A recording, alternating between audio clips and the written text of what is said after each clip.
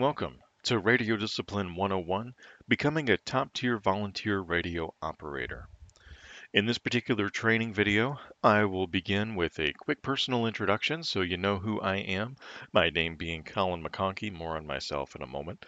We're going to look at different styles of both professional and non-commercial radio and the different styles of communication therein, depending on the type of radio service and the type of communications task at hand.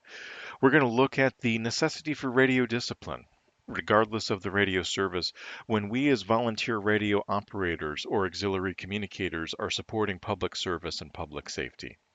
We're going to look at the concept that I call being a professional radio amateur. What exactly does that even mean? How can you be a professional amateur at radio?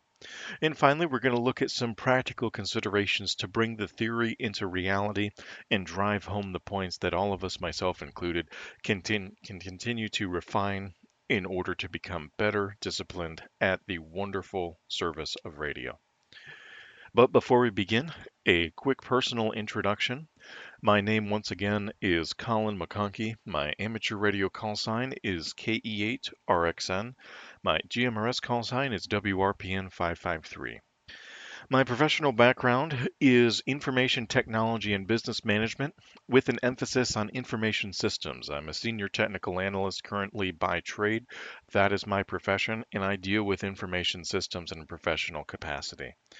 Non-vocationally, my interests include communications. I did podcasting for many, many years, radio technology, including amateur radio, professional radio, in terms of public safety radio, when given the opportunity to volunteer to utilize public safety radio, that is, as well as the general mobile radio service, or JMRS. And if you know me, you also know that I have a very avid interest and study meteorology continuously. And as a result of that, I am actually the Kent County Skywarn Coordinator. I am privileged to lead the Skywarn team for the fourth largest county within the state of Michigan, which is also home to the second largest population center in the state of Michigan, the city of Grand Rapids. And in fact, a lot of my volunteer background lies within Skywarn, the volunteer resource of the National Weather Service.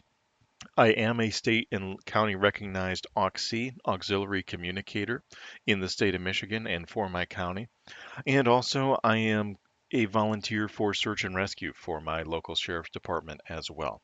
I will give a disclaimer, of course, that all the thoughts contained within this presentation are mine and mine alone. I don't speak on behalf of any official agency, but as the Kent County Skywarn Coordinator especially, this is the type of radio culture that I have been working to instill within myself and hope to pass along and impart to the team at large also.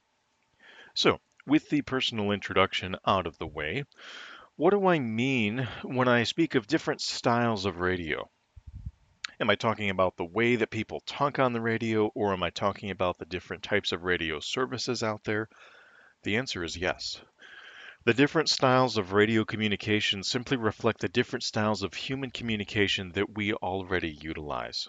Radio, of course, is an audible medium whereby the human voice or some sort of sound is communicated over electromagnetic waves to accomplish the communications task. And while traditionally that often does encompass various aspects of modulation to transport the human voice over the radio waves, it also can very adeptly communicate digital information as well too, utilizing protocols that are sometimes not dissimilar to the ones that I use professionally within the world of information technology. And just like in talking with our fellow humans, one communication style does not cover all the communications needs that we have. And we already intuitively know this, but some communication styles are effective tools and some certainly are not. For example, if I'm sitting across the table from someone having a meeting and I yell at the top of my lungs to them to communicate my point, that's probably not going to accomplish what I hope it will accomplish, in that it will be taken the wrong way. It would be considered very rude and out of place. However, let's suppose I see a young child a half a block away running into a busy intersection after a ball, completely oblivious to the danger of oncoming traffic. I need to very quickly get that child's attention and divert them to safety simply using the power of my voice, and that's going to be a different communication style than what I would utilize in a professional business meeting, for example. In other words, the task at hand will determine how you communicate and what tools you use to communicate the information. What we need to communicate determines how we communicate. In the world of information systems, and in fact, within the subset of the scientific field of study known as information science, the most fundamental premise is you have to have three things for successful communication to take place. You have to have a sender, you have to have raw data, and you have to have a receiver, and that data does not become useful information until the sender has successfully sent that piece of data to the receiver, who then successfully understands it and is able to utilize that in whatever manner it needs to be utilized. Only then does it become useful communication and information. In the world of information technology, for example, we can even see how if we pick a field within the information technology world, such as networking. I am not a network engineer by trade. I've only studied that subject on a general level because that is not my specific specialty. But for those of you that are information technology professionals or hobbyists, we think of, for instance, the standard OSI 7-layer network model. We think of the physical layer, the data link layer, the network layer, the transport layer, the session layer, the presentation layer, and the application layer. Now, if you've studied this particular network model before, you'll have an understanding of what I'm talking about. But for those that may not know what I'm talking about, this is simply a way to both conceptualize and break down the various pieces and layers of both physical and digital communication, whereby you can get a network connection and send something essentially over the internet. For example, at the physical layer, we break things down into bit streams, for example. At the data link layer, we're concerned about error detection. At the network layer, we're concerned about network routing. If we go all the way up to, say, the application layer, that's going to be what people generally will see, which is going to be the application itself, how things are formatted, and so on and so forth. But no one layer can accomplish the entirety of all 7 layers at once. The physical layer certainly can't accomplish what the application layer does. And likewise, the application layer cannot accomplish what the physical layer does. But enough from the world of information technology. Let's go on and look at different examples that continue to further illustrate and define what I mean. We look at the world of literature, for example. And within the world of literature, we see a multitude of literary genres, including but certainly not limited to poetry, history, romance, science fiction, biography, mystery, and fantasy, as well as reference materials, which is where I spend most of my time reading. But no one literary genre certainly can accomplish every single literary task at hand.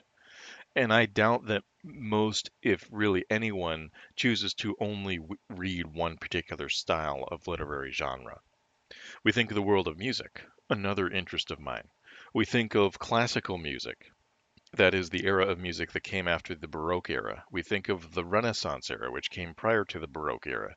We think of more modern genres such as hip hop or rap or R&B or EDM or something of that nature. A lot more styles could be included within that. No one musical style can accomplish everything that the musical spectrum is capable of accomplishing, nor does it necessarily fit all of the musical genres and flavors that can certainly be captured by the multiplicity of instruments and styles out there.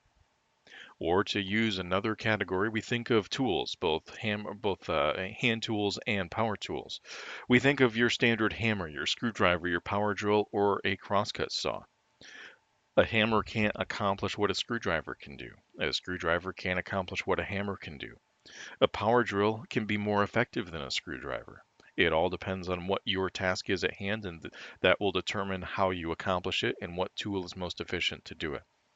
But even within that, even within those categories, we still have to utilize nuance and understand that a certain flavor of a tool and its application may be different than another tool within that same category.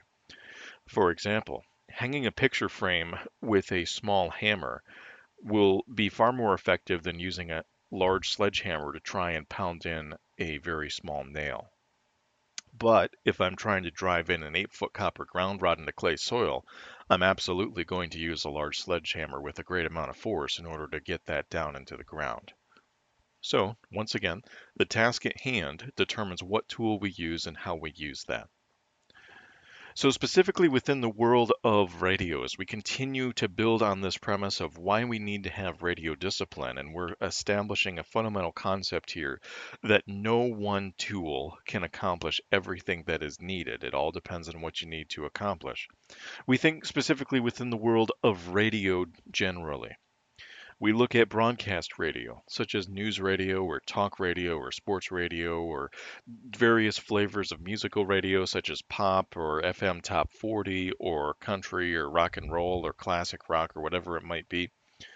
We also think of public safety radio and its associated modes, such as analog FM, an older one, Project 25 or P25, the ubiquitous mode for public safety in most of the United States these days, DMR, an older but still capable standard, and then we think of the world of non-commercial radio, such as amateur radio, also known as ham radio, CB or citizens band radio, GMRS or the General Mobile Radio Service, multi-use radio service or MURS, and then finally the ubiquitous family radio service or the FRS.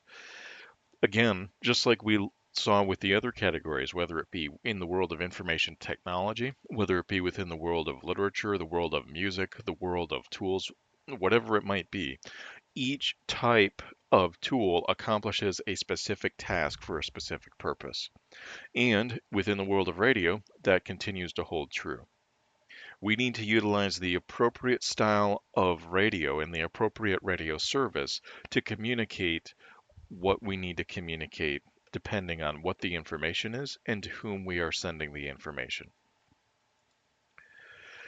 So, as we now consider specifically as we continue to drill down from a general sense into a very specific sense, when we drill down into the world of non-commercial radio voice modes, specifically regarding amateur, that is ham radio, there's even different styles contained regarding vocal communications within amateur radio. There's rag chewing, which is a colloquial ham radio term meaning extended conversations on the air. And this particular style of communication typically is done through repeater systems. It's very similar to its professional counterpart of broadcast talk radio.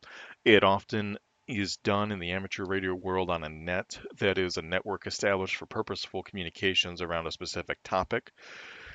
But it's a communication style that has its time and place, certainly, but may not be the most appropriate for every task at hand. There's another communication style that I like to call contesting, which is typically done often with a general and or extra class license on the high frequency single sideband modes, meaning you have very short focused contest exchanges designed to transmit a small portion of information quickly to as many people as possible in as orderly a fashion as possible. And I'm going to touch on that later because I actually believe that both HF contesting and parks on the air specifically are two of the most valuable things that amateur radio operators can do that have the most direct carryover into the world of providing volunteer auxiliary communications for served agencies. By contrast, rag chewing for hours at a time on social nets, it certainly is a wonderful thing to do in terms of building relationships and getting over mic fright and learning from others. But that particular style of communication is not the most helpful and, in fact, can be a disservice when it's utilized in the support of a served agency. We need, when we support emergency or auxiliary communications, when that is our function, I suggest that communications need to be very focused and they need to transmit information as succinctly as possible. Consider, for instance, the style of communication I'm using with you right now. I'm using a didactic style, that is, a teaching style, a presentation style. I certainly would not key up a public safety radio for 30 or 40 minutes and talk about communications theory.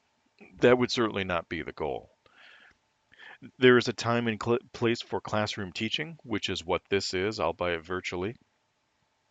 There's also a time for informal communication, social communication, and the rest. So we just need to think about When given a communications task, what do we as the sender need to do with that data to successfully transmit it to the receiver in the best, most efficient manner possible, such that they can then act on that information?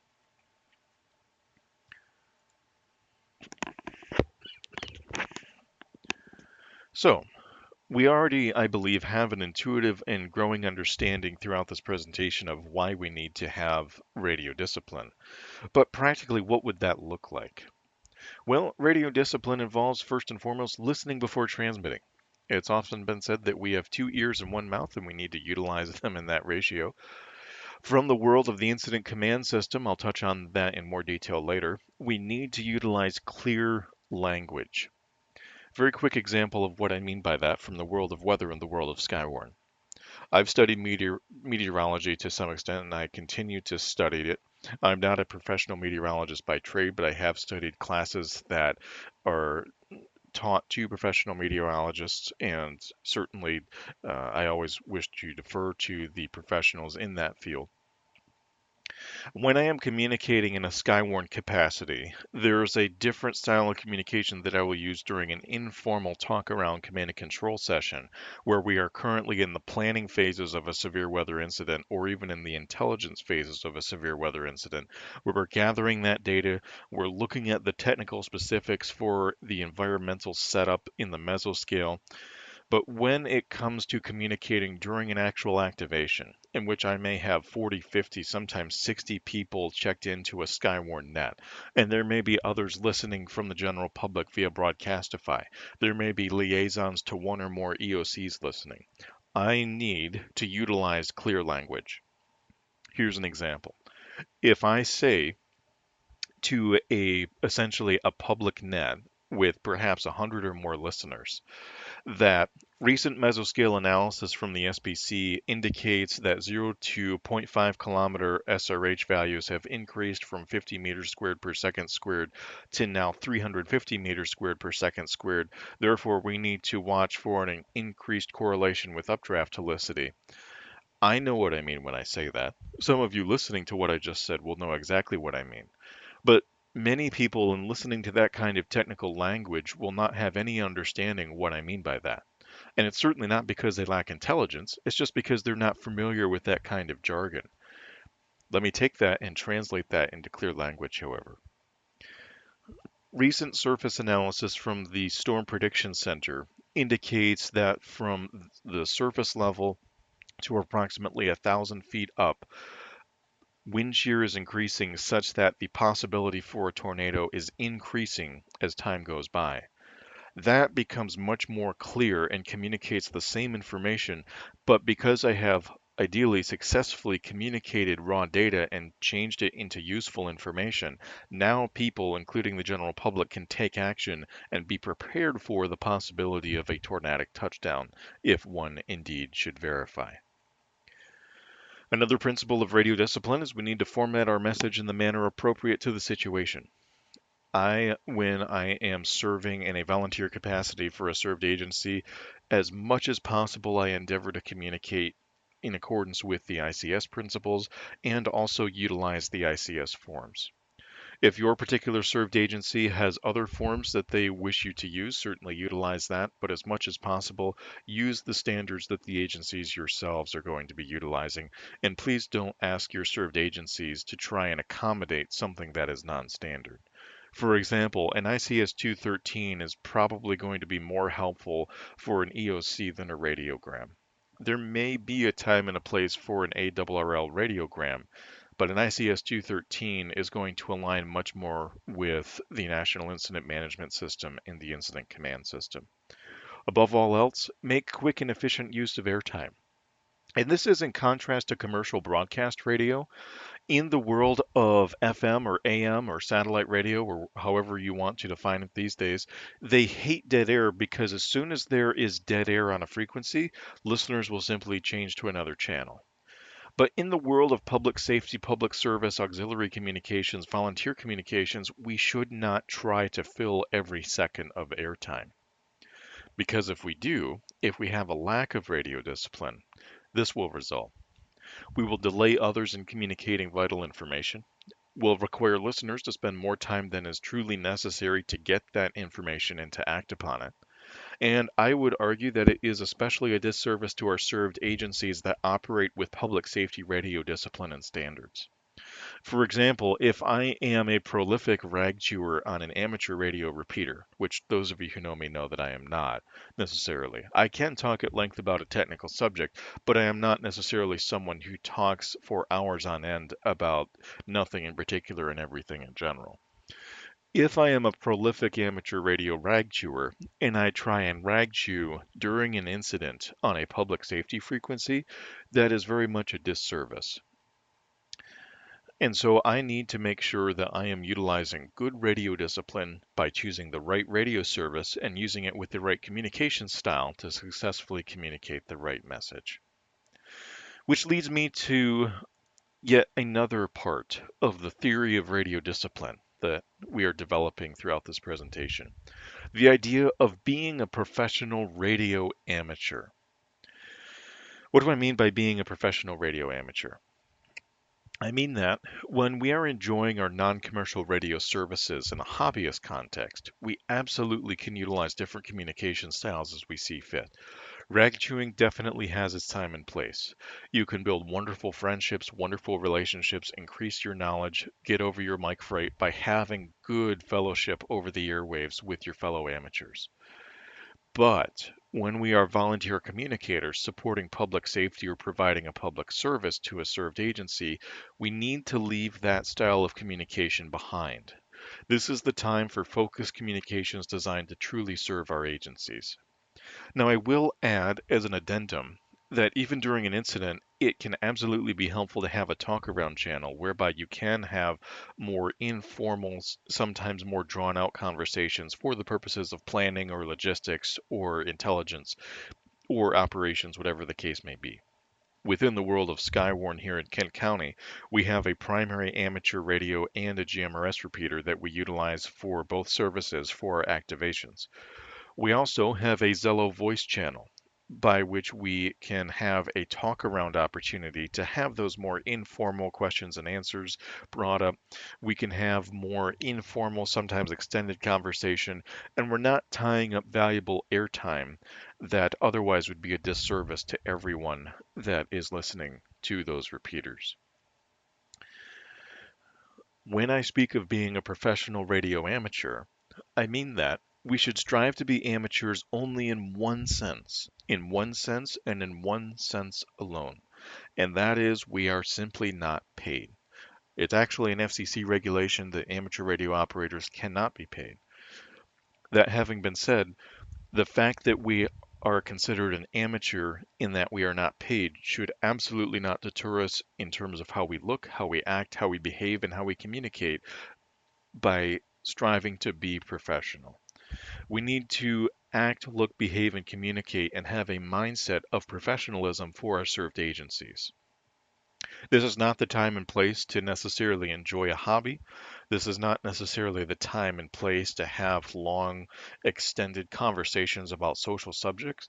This is the time and place to take our skill sets and truly serve our agencies to the best of our ability in a professional, amateur capacity, such that they are benefited to do the work that they need to do. Now, this also certainly doesn't mean that we over course correct and we become terse, we become rude, we become proud, or we become impatient.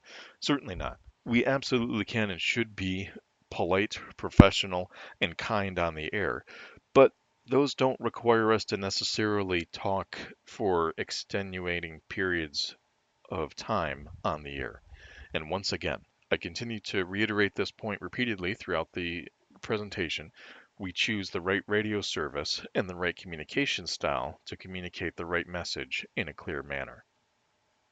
So, we have looked over the past 25 minutes at the theory of Radio Discipline 101.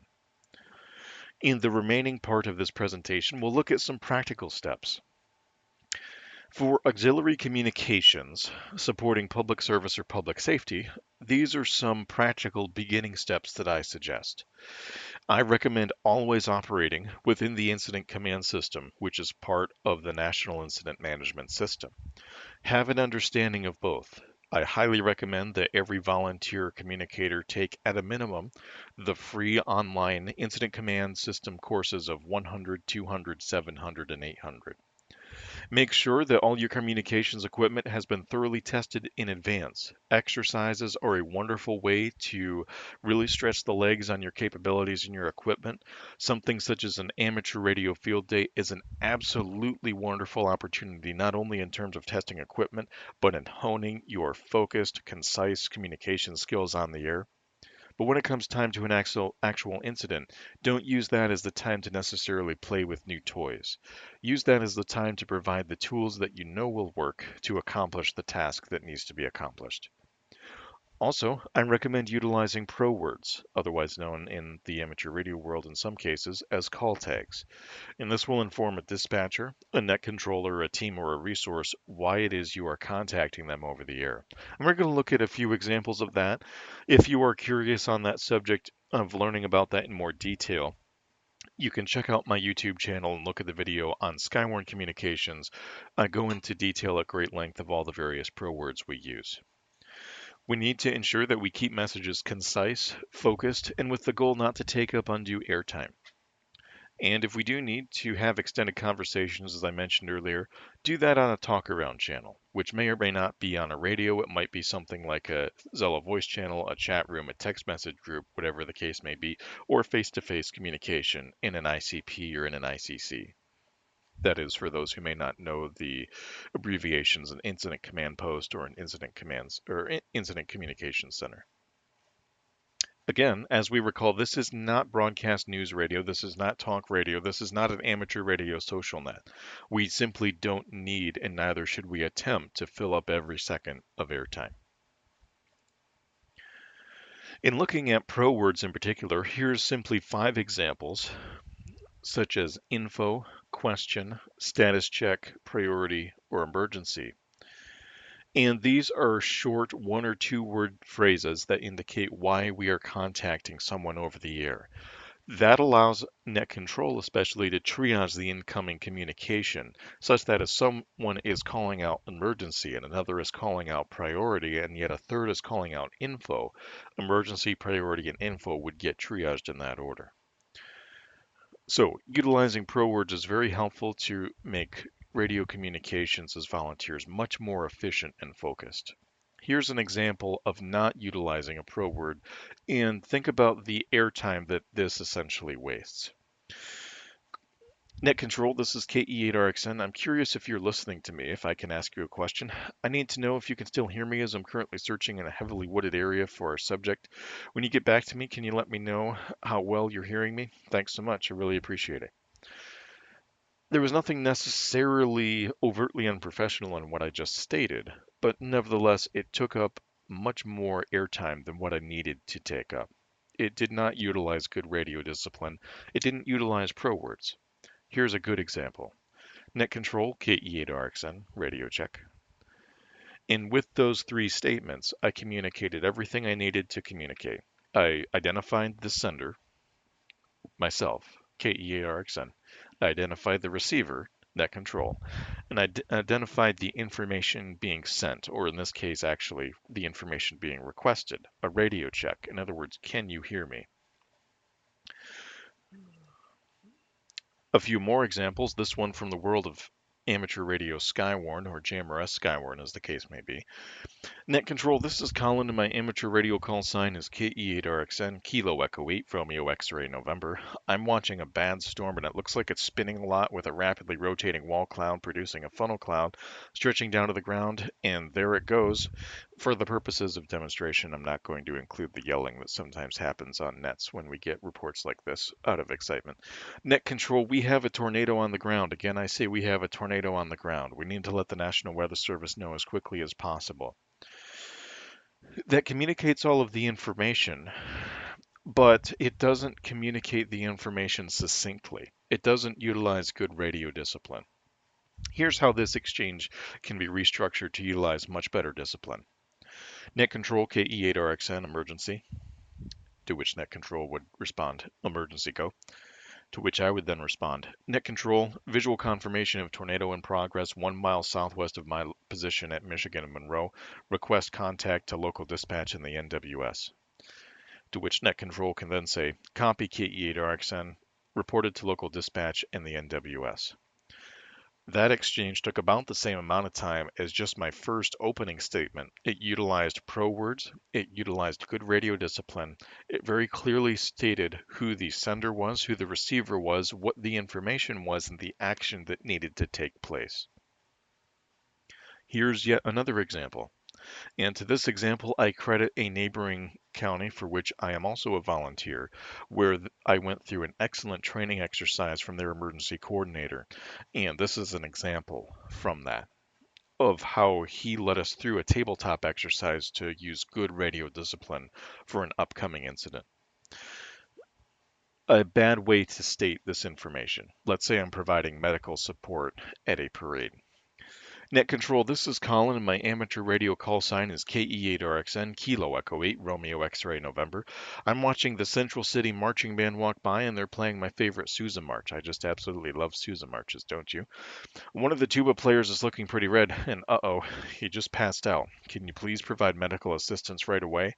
I'll start checking his vitals, and we'll do first aid and CPR if needed, but I really need medical to go to my location at Michigan and Monroe.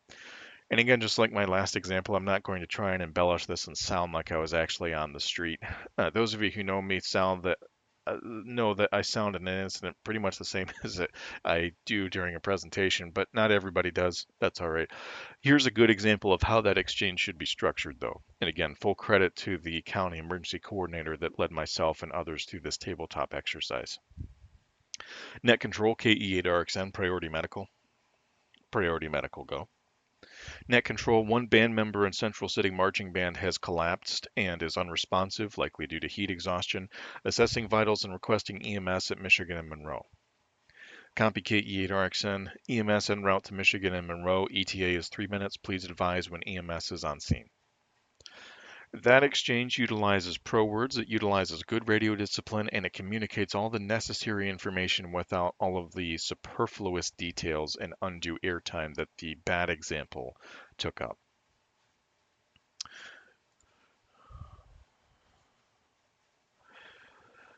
And practically speaking, as I touched on earlier, I do recommend, of course, that an incident, of course, not being the time to test new communications modes or equipment, that you utilize and develop, if necessary, exercises to test comms gear and communication styles that can then become tried and true. But not even more than your tools. Many times within the world of preparedness or radio communications, we often think about the tools we use, but the tools are only as good as our own mindset.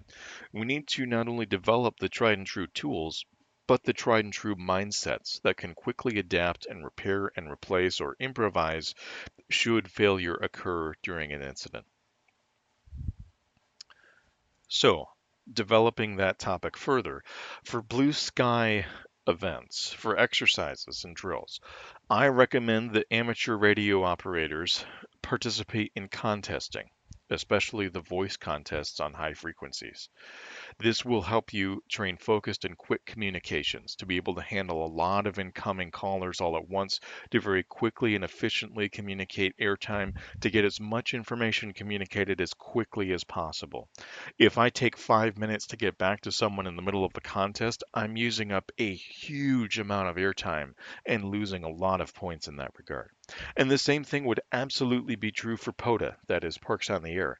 In fact, Parks on the Air can arguably be one of the most valuable things that an amateur radio operator can do, in that you are not only training yourself on using good radio discipline, you also are very likely utilizing emergency or backup power, you're utilizing field equipment, and you're probably going to run into scenarios where you have to do emergency field repairs or improvise and adapt and overcome to accomplish your goal of activating a park. I highly recommend Parks on the Air, especially to develop good radio discipline for that very purpose. It will tremendously help you in providing communication support during an incident, from my perspective.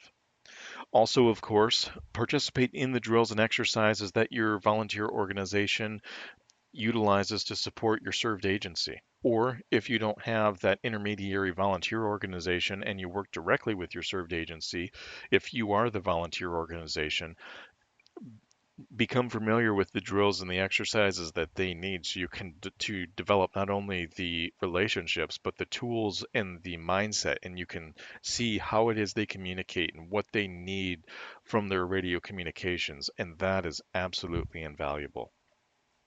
Some things to be thoughtful about that are absolutely wonderful in a non-commercial hobbyist context, but may not help you when it comes to actually providing good quality, disciplined radio communications for a served agency. Be thoughtful about the time that you devote to only a social amateur radio style of communication. That is absolutely wonderful for building a good communication style on the air in terms that can have direct carryover to teaching, to seminars, to lectures, to podcasting, but you are not necessarily training yourself to utilize that very quick, efficient, and succinct style of radio discipline on the air when you're used to talking for minutes or in some cases hours at a time over the air. Again, they absolutely have their advantages, but I do not recommend that that be the sole part of your radio discipline diet. In particular, if your goal is to be a well equipped volunteer communicator for a served agency, be focused on where you spend your time.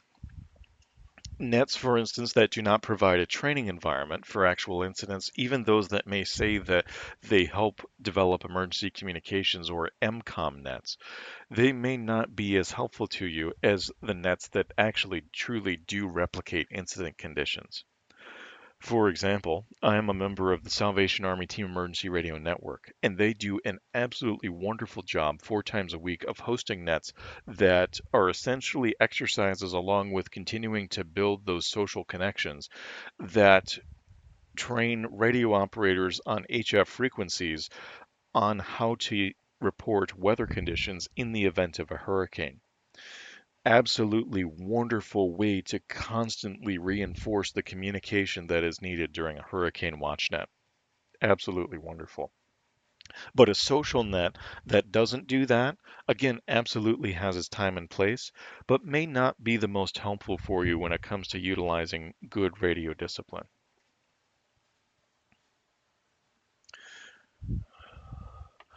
Some additional practical steps would be to listen to public safety professionals during incidents, learn what pro words they use, learn how they communicate, and the pace with which they communicate it. Follow all instructions from your communications unit leader. Don't use the PTT to think. It's not a push to think, it is a push to talk. Take a minute and think about what you need to say and then say it. If you need a moment to think about what you need to say and you can't immediately respond to someone, a great pro word to use is stand by. That is a good way of letting someone know, hey, I will get back to you. I just need a minute to think about what I'm going to say, or I need a minute to get additional information from command or from my COML or whoever the case may be to get you more information that you can act upon. Always be learning more about the National Incident Management System and the Incident Command System. Gain familiarity with two forms in particular. I would actually say three. The ICS 217, which is a list of available frequencies you can utilize for volunteer radio communication support. Essentially, it's a menu from which you can order a specific meal. The ICS 205 is that specific meal. It is the specific communications plan and frequencies that you will utilize during incident support. And also another one that is not on the list, but I will add that I have utilized extensively during incidents is the ICS 309, which is the radio communications log. It has a column for a sender, a column for a receiver, and then a column for a message. And that is NIMS compliant, and it is a very good way of succinctly writing down radio messages and a good reminder that you need to keep your radio messages disciplined such that you can actually write them down. If you want to take it a step further, you can pursue local and state certification in any or all of the following areas. I would recommend that you contact a local emergency coordinator, whether it be through Auxcom, the auxiliary communications, through your local state or county, and you can pursue whatever it is that the served agency is looking for at a local or state level, such as AUXC, Auxiliary Communicator, ComT, Communications Technician, ComL, Communications Unit Leader, ITSL, Information Technology Service Unit Leader, INTD, Incident Tactical Dispatcher, or the older tried and true RADO, the radio operator. Again, not all of these may be available or relevant for your area. It depends on your area and what your served agencies need. Don't limit yourself to one radio service or one communication style. Remember, we need to utilize the best tool in terms of not only the radio equipment, the radio service, but in terms of how we communicate on the air to best accomplish the job at hand. And with that, I hope that we have all learned some Radio Discipline 101 and that together we can become top tier volunteer radio operators.